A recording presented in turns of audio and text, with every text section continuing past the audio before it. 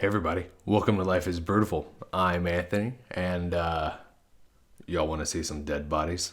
I mean, not really. Well, kind of.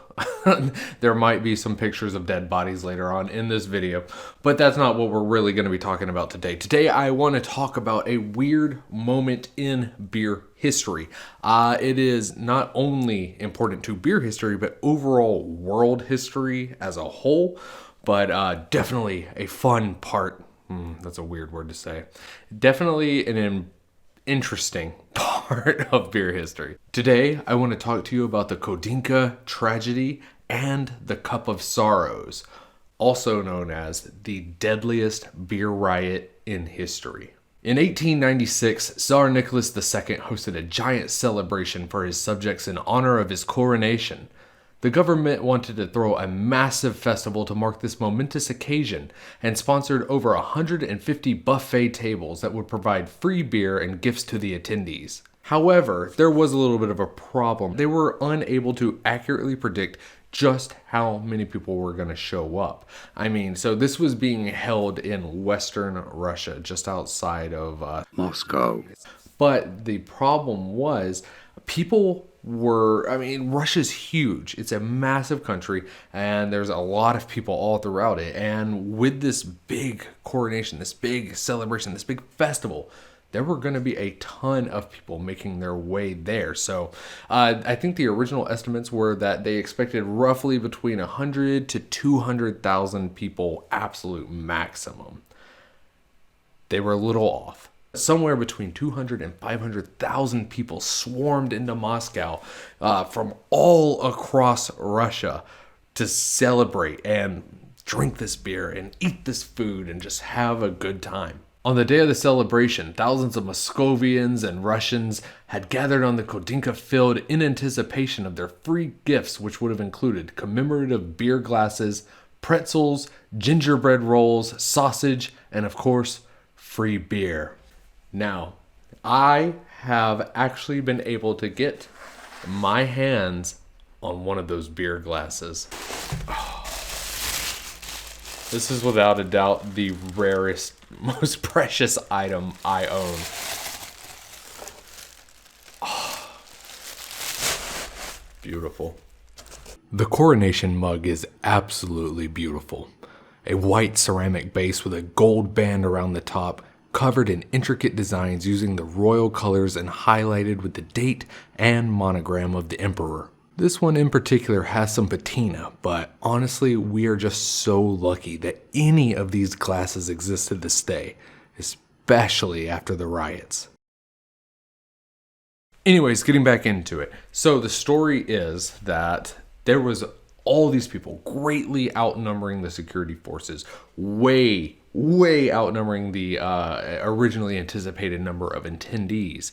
And they were kind of getting rambunctious. They were getting kind of riled up because they've been standing on this field all day long, waiting to get into the lines or get up to the stands where they would actually be able to get their free beer cup, their food, and go about and just have a good merry day, right?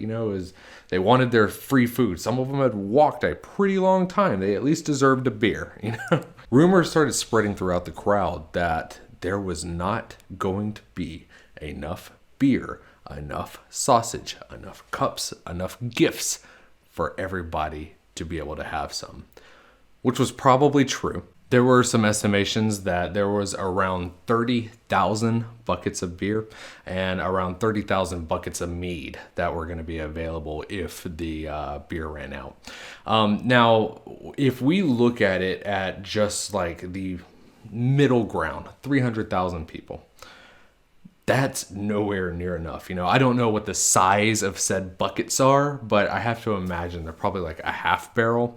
If they're gonna, or God forbid, like an actual, hand bucket, that would madness. But regardless, even if it was the upper scale sized half bucket, that's not enough. But to make matters worse, people started getting even crazier when another rumor started spreading throughout the crowd that there was actually a golden coin at the bottom of the cups. Now, there's a lot of different theories on how that rumor kind of got started. If you look at the cup, there is a bit of a gold band, which could have given off the illusion that it was a little bit more valuable in raw material than it actually was.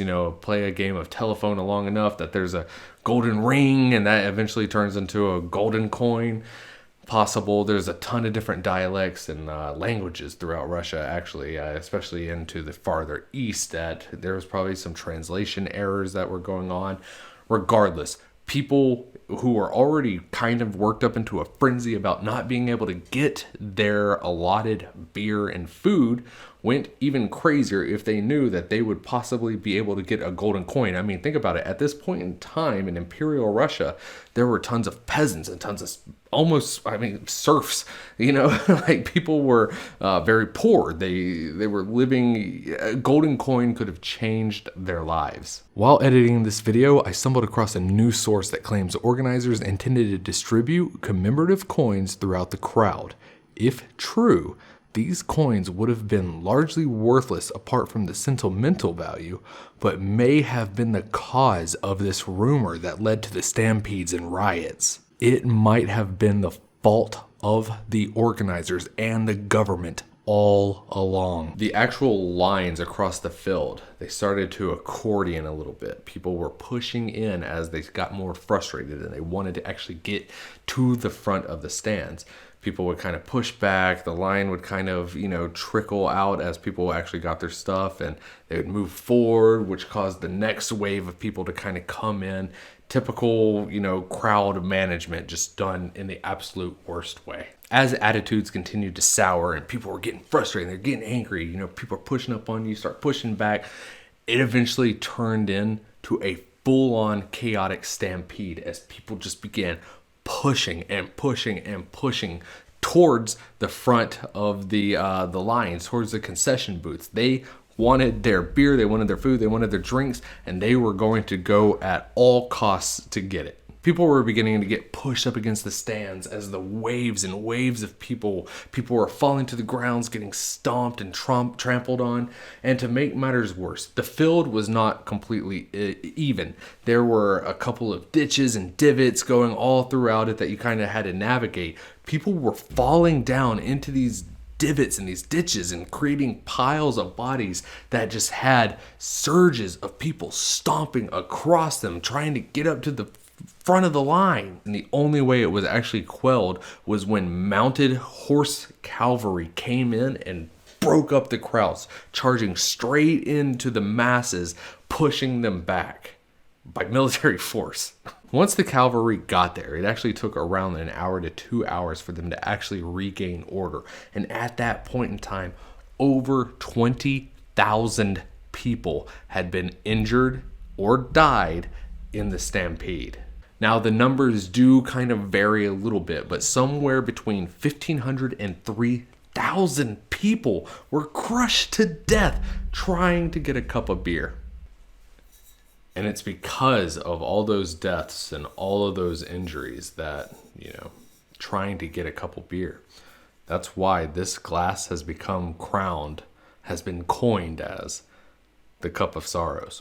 And the Cup of Sorrows is actually kind of a crazy name, There is the story that the term, the name Cup of Sorrows was actually given to this vessel from Tsar Nicholas II's wife. I'm pretty sure she was a Prussian princess.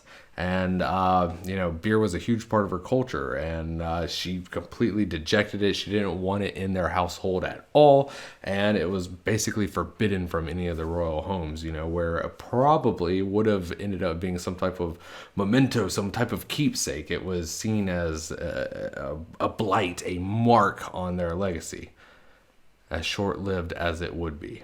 Nicholas was then dubbed to be the Bloody Czar because not only did this happen at his coronation, but his handling of this situation was very poor. He thought like the best thing they could do was continue on with the celebrations and, kind of ignore it. And they went to a big party and everyone just saw them as like heartless and calloused and just like without concern or care that people died at his celebration that he was responsible for.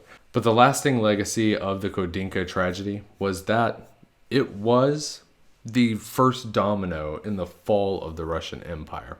And as far as beer history goes, without a doubt, this is the deadliest beer riot across all of history. I mean, there is absolutely no point in time where people wanted beer or there was anywhere near the amount of deaths related to a beer incident. So thank you for watching, everybody. I really hope you enjoyed, and I hope you learned a little something about this fascinating part of beer history and world history, but we're here for the beer history part. So thank you for watching. Like, comment, subscribe. Remember, there's a story in every bottle, and that life is beautiful. Cheers.